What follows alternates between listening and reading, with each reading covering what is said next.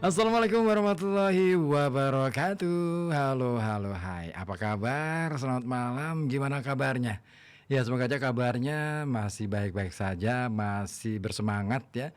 Untuk malam hari ini ya, seperti biasa, aktivitas Anda masih menunggu tuh, masih menumpuk. Ya, yang beraktivitas malam. Yang mungkin saat ini sudah apa ya, pulang dari kantor, dari tempat kerja.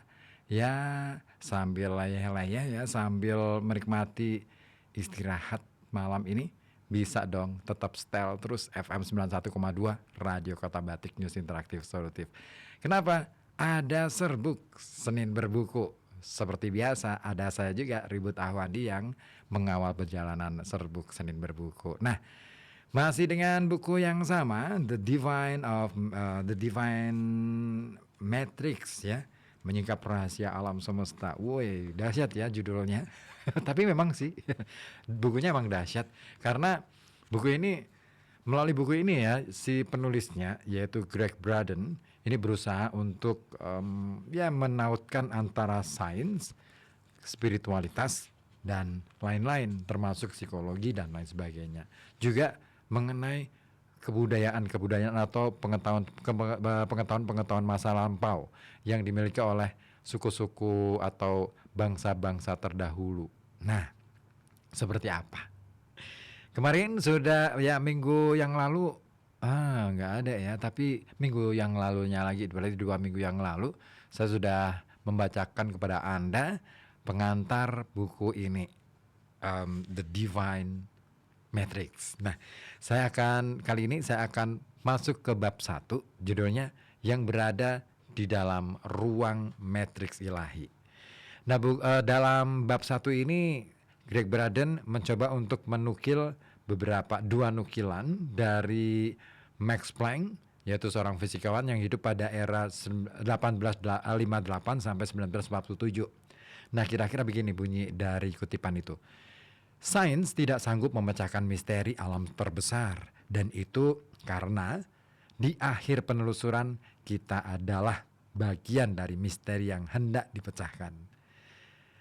Oke, itu ya kutipan yang pertama. Yang kedua, Amit Goswami, seorang fisikawan juga.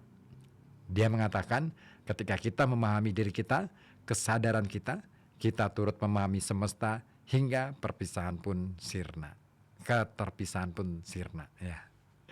Oke, apa kira-kira yang mau disampaikan oleh Greg Braden melalui dua kutipan tadi? Kita langsung saja masuk ke bagian bab 1. Ada sebuah tempat di mana segala sesuatu bermula. Sebuah kawasan energi murni yang hanya ada. Dalam inkubator kuantum untuk realitas ini, segala sesuatu bisa terjadi, mulai dari kesuksesan pribadi, keberlimpahan, kesembuhan, hingga kegagalan, kekurangan, dan penyakit kita. Segala sesuatu mulai dari ketakutan terbesar hingga hasrat terdalam kita berawal dari semua potensi ini. Melalui imajinasi, harapan, penilaian, hasrat, dan doa, kita membuat semua kemungkinan menjadi nyata. Dalam keyakinan tentang siapa diri kita, apa yang kita miliki dan tidak kita miliki, dan apa yang seharusnya dan tidak seharusnya kita menjalani kehidupan kita, entah dalam kebahagiaan ataupun kesedihan. Kunci untuk merengkuh kawasan energi murni ini adalah dengan menyadari bahwa ia eksis, memahami bagaimana ia bekerja, dan pada akhirnya berbicara dalam bahasa yang ia pahami. Segala sesuatu tersedia bagi kita di tempat dunia bermula tersebut, ruang murni matriks ilahi. Dan kita memasuki kunci yang pertama. Matriks ilahi adalah sebuah wadah yang menampung alam semesta, jembatan yang menghubungkan segala sesuatu, dan cermin yang memperlihatkan pada kita apa yang telah kita ciptakan. Seseorang yang saya harap bisa saya jumpai pada pendakian di akhir Oktober di tebing terpencil kawasan Four Corner, New Mexico, barat laut, adalah seorang penjaga kebijaksanaan, wisdom keeper, pribumi. Nah, dia adalah seorang pribumi Amerika yang berjalan ke arah saya di jalan yang sama. Ia berada di sana, berdiri di atas lereng kecil yang memisahkan kami saat jalan kami bertemu pada hari itu. Saya tidak tahu sudah berapa lama ia berada di sana. Ketika saya melihatnya, ia hanya menunggu mengamati saya yang melangkah hati-hati di antara bebatuan. Sinar matahari yang terik menciptakan bayangan gelap di sekitar tubuhnya.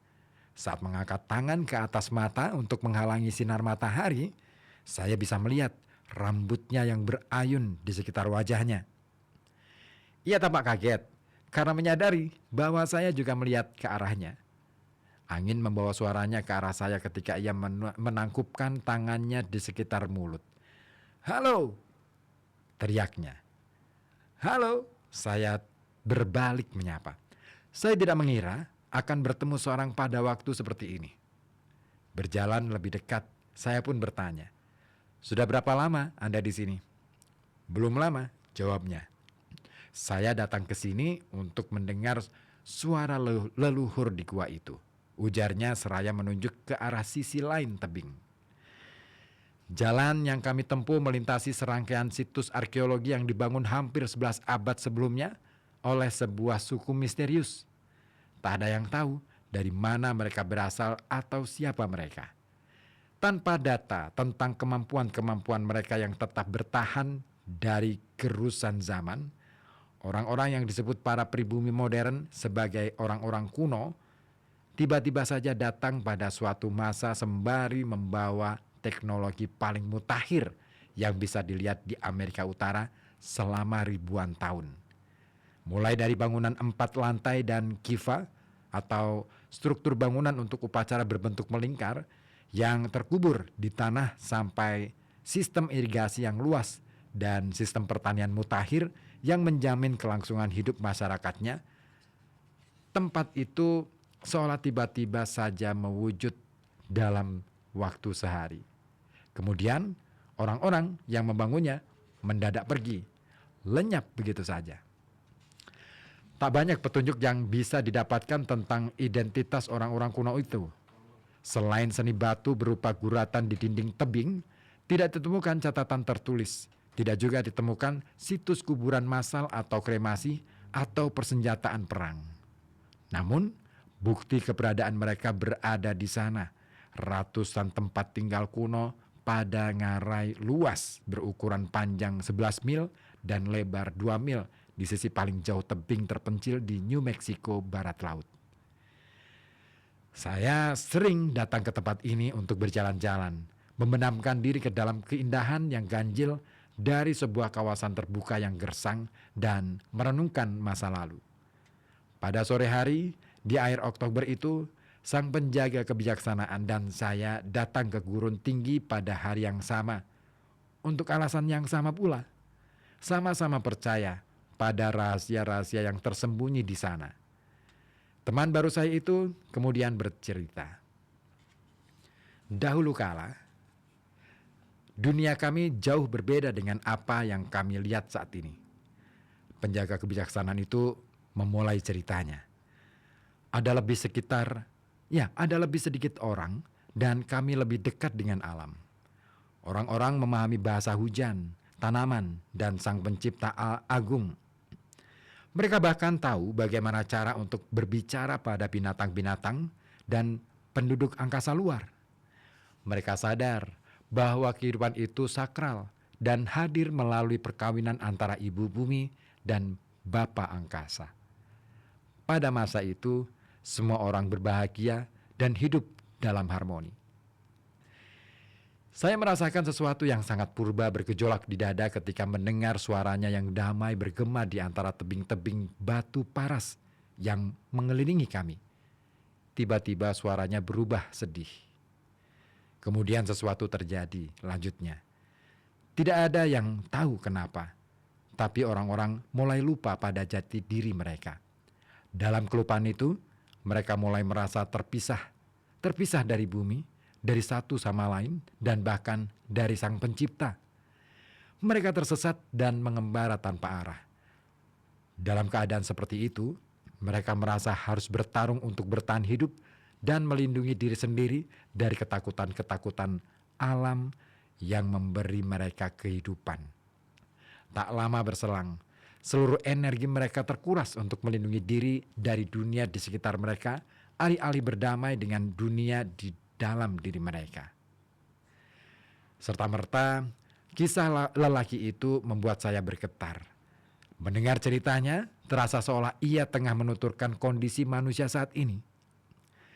Selain sedikit suku yang terisolasi dan beberapa tradisi kuno yang masih bertahan, peradaban kita kini tentu lebih fokus pada dunia di sekitar kita dan hanya sedikit memperhatikan dunia di dalam diri kita. Kita menghabiskan ratusan juta dolar setiap tahun untuk bertahan dari serangan penyakit dan berusaha mengendalikan alam.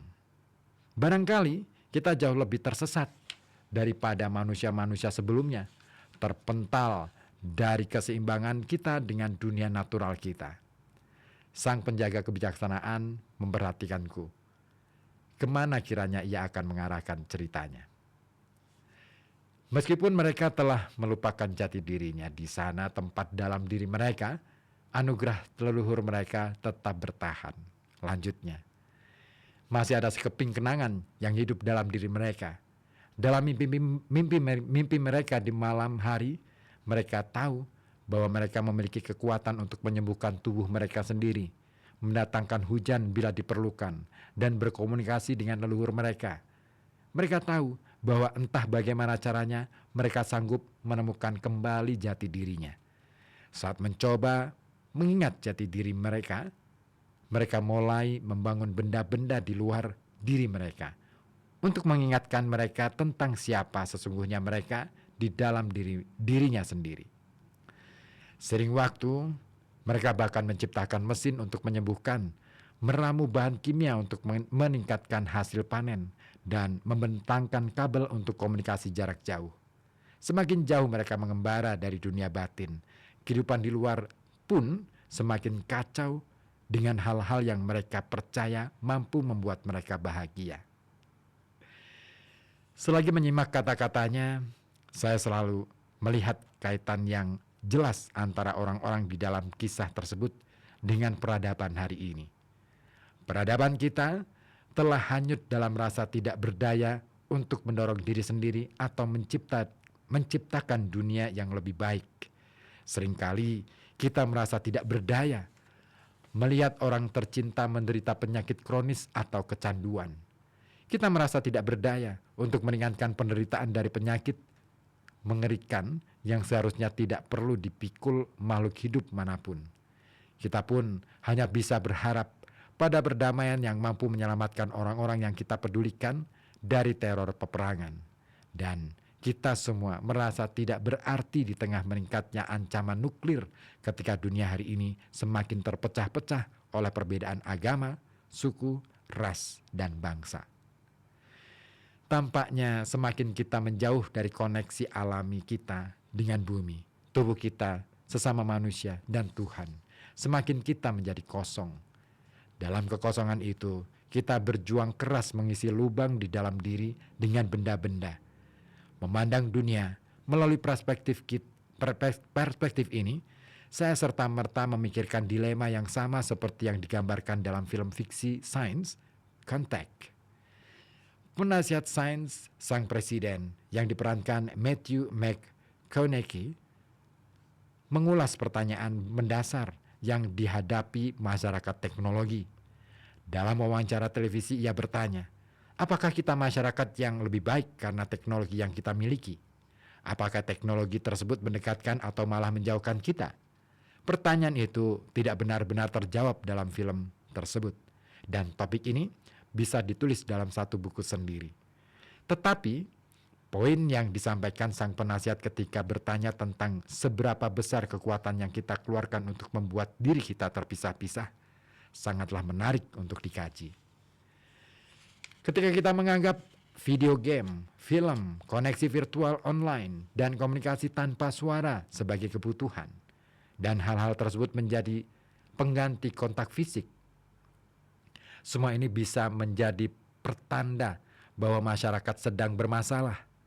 Meskipun alat-alat elektronik dan media hiburan tampak membuat hidup kita lebih menarik, keduanya pun bisa menjadi tanda-tanda bahaya yang menggambarkan betapa jauh kita tersesat dari kekuatan batin untuk hidup sejahtera, sehat, dan penuh makna. Ketika fokus kita hidup, ketika fokus hidup kita bergeser menjadi tentang bagaimana cara menghindari penyakit ketimbang hidup sehat, cara menghindari peperangan ketimbang bekerja sama dalam damai, dan cara menciptakan senjata ketimbang cara hidup di dunia tanpa konflik bersenjata, jelas sekali bahwa kita semata-mata memilih jalan untuk bertahan hidup. Dengan cara ini, tidak seorang pun yang benar-benar bahagia, tidak ada yang benar-benar menang. Jika kita terlanjur hidup dengan cara seperti ini, hal paling nyata yang bisa kita lakukan adalah mencari rute baru, jalan baru. Dan hal itulah yang diulas di buku ini. Bagaimana akhir ceritanya? Saya bertanya kepada sang penjaga kebijaksanaan. Apakah akhirnya mereka menemukan kekuatannya dan bisa mengingat jati diri mereka? Saat itu matahari telah bersembunyi di balik dinding tebing dan untuk pertama kalinya bisa terlihat jelas dengan siapa saya berbicara. Laki-laki dengan kulit terbakar matahari itu berdiri di hadapan saya, menyeringai mendengar pertanyaan saya. Ia terdiam sebentar lalu berbisik. Tak ada seorang pun yang tahu karena ceritanya belum selesai. Orang-orang yang tersesat itu adalah leluhur kami dan kami yang menuliskan akhir kisahnya. Bagaimana menurut Anda?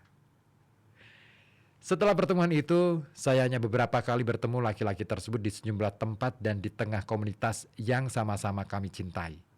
Namun, saya masih sering memikirkannya. Saat melihat bermacam kejadian di dunia, saya mengingat kisahnya dan berandai-andai apakah kita akan menyelesaikan kisah tersebut di kehidupan saat ini.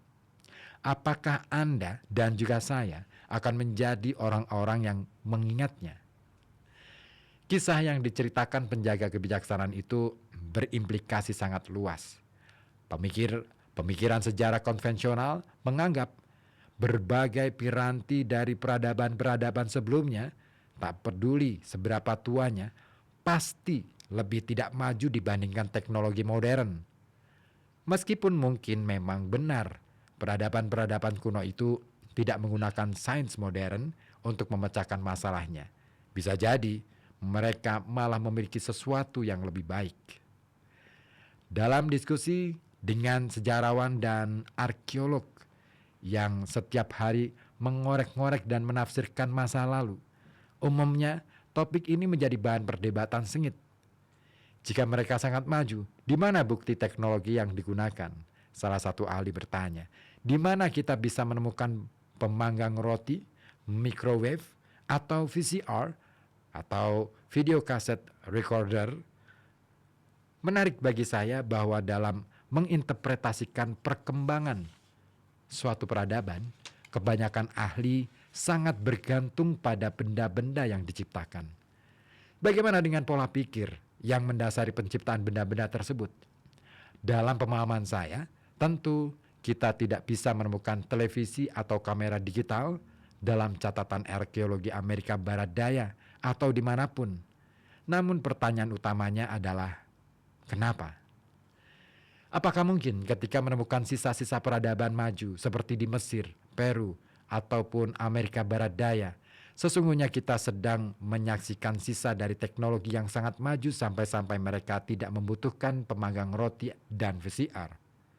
Barangkali mereka tidak lagi membutuhkan dunia luar yang berantakan dan kompleks. Bisa jadi mereka mengetahui sesuatu tentang diri mereka sendiri sehingga mereka menguasai teknologi batin untuk hidup dengan cara yang berbeda. Sebuah ilmu pengetahuan yang kita lupakan. Kebijaksanaan dan pengetahuan ini sangat mungkin memberikan pada mereka semua kebutuhan untuk kelangsungan hidup dan penyembuhan diri melalui cara yang baru mulai kita pahami. Jika itu benar adanya, kita hanya perlu memahami jati diri kita dan apa sesungguhnya peran kita dalam hidup ini. Dan mungkin Sebagian dari pengetahuan kita yang paling penting dan berdaya guna berada dalam penemuan-penemuan di dunia kuantum.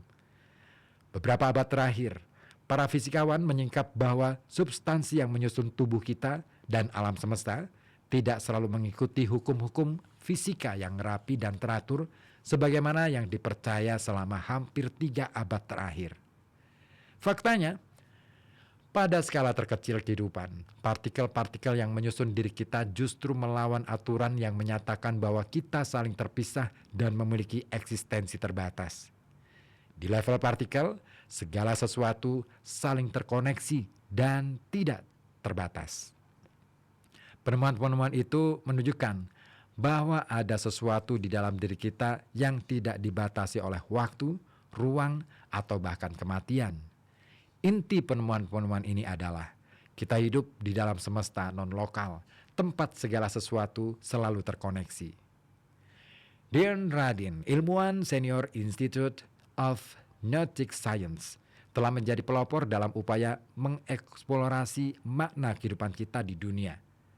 Non-lokalitas, ujarnya, berarti bahwa selalu ada cara di mana hal-hal yang terlihat terpisah sebenarnya tidak terpisah. Menurut Radin, ada beberapa aspek dalam diri kita yang melampaui jangkauan di sini dan di saat ini, dan memungkinkan diri kita merenangi ruang dan waktu. Dengan kata lain, kita yang hidup dalam tubuh fisik ini tidak terbatas hanya pada kulit, daging, dan rambut yang mendefinisikan tubuh kita. Apapun istilah yang dipilih untuk menyebut hal misterius itu, kita semua memilikinya, dan apa yang kita miliki sama dengan yang dimiliki orang lain sebagai bagian dari medan energi yang menyelimuti segalanya. Medan energi ini dipercaya sebagai jaring-jaring kuantum yang menghubungkan semesta, termasuk juga cetak biru yang bersifat mikroskopik dan tidak terbatas untuk segala sesuatu, mulai dari penyembuhan tubuh sampai upaya menciptakan perdamaian dunia. Untuk menyadari kekuatan kita yang sejati, kita harus memahami apa yang dimaksud dengan medan energi ini dan bagaimana cara kerjanya. Jika orang-orang kuno di New Mexico itu atau dimanapun mengerti cara kerja bagian yang terlupakan ini, sangat masuk akal bagi kita untuk menghormati ilmu pengetahuan para leluhur kuno dan memberikan ruang untuknya di masa sekarang. Baik, itu kunci yang pertama dalam buku The Divine Matrix. Saya akan hadirkan berikutnya ya. Sambil saya tunggu juga atensi dari Anda, silakan bisa bergabung di telepon 0285424474 ataupun melalui WhatsApp di 0855420912. Ada Kencur Papua di Dadi Rejo yang sudah bergabung juga, selamat malam. Kemarin hari Jumat habis duhur ambil kaos, lihat Mas Ribut lagi siaran. Malam ini request lagu. Iya kemarin ya ambil kaos ya. Iya, yang belum diambil ambil dong. Baik, terima kasih ya. Ditunggu yang lainnya, silakan bisa bergabung melalui saluran telepon 0285424474 ataupun melalui WhatsApp di 0855420912.